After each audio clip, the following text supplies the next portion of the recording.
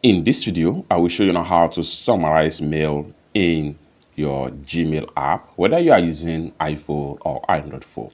Let me show you how. Open up your Gmail app.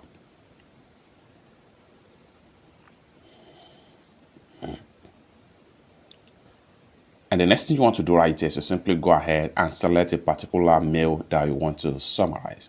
I'm going to use this mail as an example. So go ahead and open up the mail.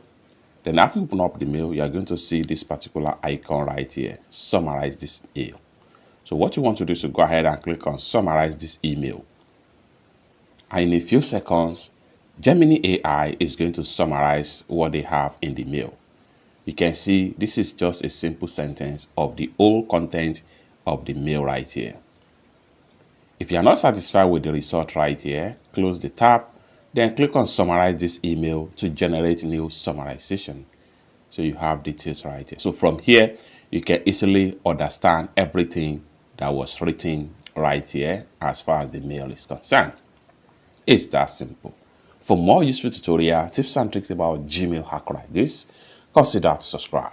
Thank you so much for watching, and I hope to see you in my next video. Bye for now.